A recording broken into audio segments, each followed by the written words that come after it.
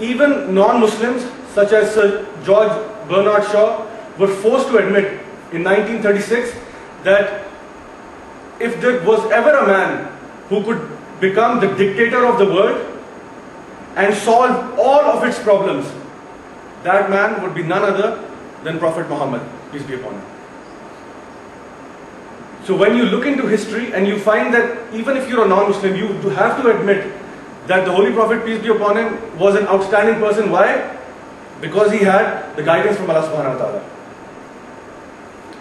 The second strategy that the media uses today is to quote verses of the Holy Quran out of context, quoting ahadith out of context. The most common one that a lot of people quote is Surah At-Tawbah, chapter 9, verse 5, where it says, and wherever you find the kafir, you kill him. If you open the Holy Quran and read it, it does say that. And wherever you find the kafir, kill him. Now, a lot of non-Muslims have beaten Muslims over this, and unfortunately the Muslims can't reply back because we don't know our own books. We don't know what the context is, how we're supposed to actually debate with them on this. Verse number? This is chapter 9, verse 5. But if you look at the context, it mentions that there was a peace treaty between the Muslims of Makkah and the Mushriks of Makkah. And it was broken by the Mushriks. By the time Allah Ta'ala got to verse 5, He gave an ultimatum to the Mushriks of Makkah that you bend your ways, otherwise there is a declaration of war on you within 4 months. So they had 4 months to bend their way, otherwise there is a declaration of war on them. And in the battlefield, the verses were revealed to the Muslims that don't get scared, fight them, to motivate them. Any army general, do you think he would say to his troops that in battle, go and surrender to the enemy and get killed? No, of course he'll say go and kill them. You have to win this war, you do or die for this particular mission. So Allah Ta'ala said, wherever you find the kafir, kill them, to motivate the troops. If you imagine that you take the example of the Vietnam War, for example, and the US President said, go and kill the Vietnamese. And the US Army General said that you go and kill the Vietnamese.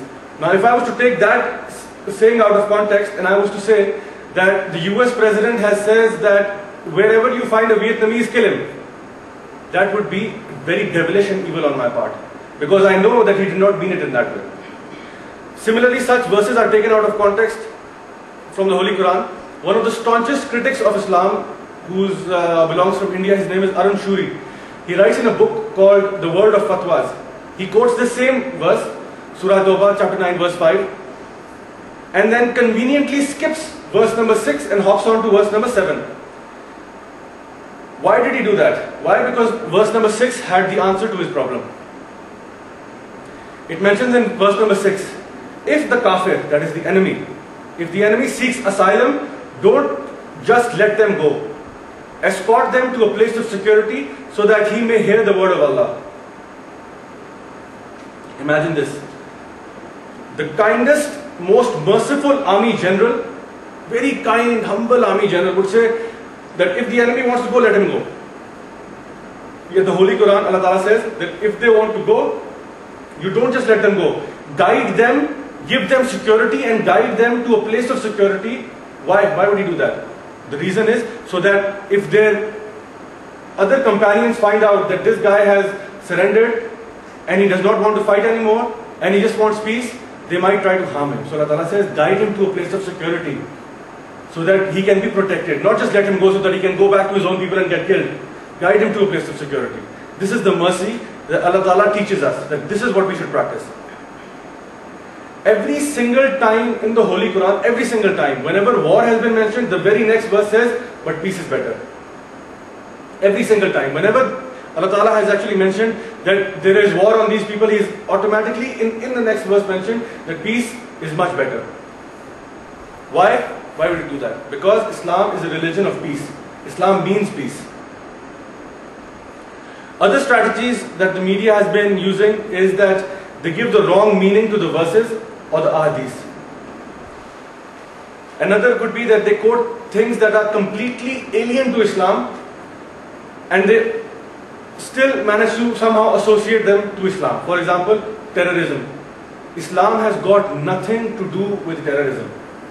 They say holy war. Islam has got nothing to do with holy war. I'll just talk about that in a few minutes.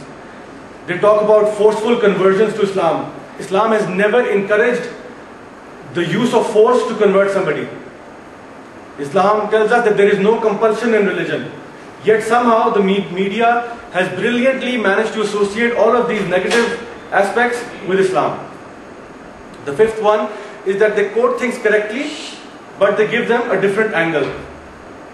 They portray that some Islamic teachings are a problem for humanity, whereas those very things that they claim to be problems for humanity are the things that are solutions for all mankind. The media has also been, for quite some time now, labeling Muslims as fundamentalists, extremists, terrorists. You know, every time you go to Google, for example, and you go to Google Images, and just type fundamentalist and press enter, you'll get a picture of a lot of bearded men, Kalashnikovs, you know, turbans and all. Whereas maybe 10-15 years ago, this was not the case, that if you would ask somebody what's a fundamentalist, their opinion would be different.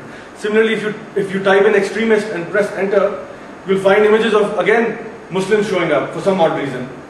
If you do the same with terrorist, same thing happens. I typed in terrorist, Google Images, pressed enter, and the first picture that was there was a bearded man wearing a green sort of a sash on his forehead which said La ilaha illallah Muhammad Rasulullah, holding an AK-47. Terrorist. The idea and the concept has changed, and we need to understand why, and we need to counter it. The problem is that every time the West labels us a certain way, we become apologetic and we go on the defensive, on the back foot, you know. That no, see, I'm not a fundamentalist. I'm not, there are other people who are fundamentalists, I'm not a fundamentalist. You know, there are other black sheep who are fundamental, I'm not one. The way I look at it is that if somebody is trying to call you a human being, you say, no, I'm not a human being, I'm a man. I'm not a human being, don't call me that. Or if somebody's, or on the other extreme, they might call you a giant green monster, and you say, try to defend yourself that I'm not a giant green monster when it's obvious that you're not. For example, there are certain things that the media labels us as, and we automatically try to defend it as if we are ashamed of our book and we are ashamed of its teachings, and we do not, it's only because of ignorance. It mentions in Surah Al-Imran chapter 3 verse 110 that, O you Muslims, you are the best of people evolved for mankind. You enjoin what is right and forbid what is evil, and you believe in Allah. So Allah Ta'ala tells us himself that, O you Muslims, you are the best of mankind. So why are you ashamed of anything? Be proud. You are the best amongst mankind. Why? Because you enjoin what is good, you forbid what is evil, and you believe in Allah. That is why you are the best. Just because I am born in a Muslim family or my name is a Muslim name does not make me a Muslim. I am a Muslim once I am submitting to the will of Allah. Allah Ta'ala has called us the Khaira Ummah, the best amongst nations. And yet here we are, not knowing about our own religion and feeling ashamed when somebody tries to attack us. We should proudly talk about Islam and clarify the various misconceptions that are out there. Let's now focus on this term fundamentalist. What is fundamentalist all about? You know, when I was in 9th grade O-levels, I came across, we had a book which was called The Fundamentals of Physics. And that was, to be honest, the first time when I heard the word fundamentals.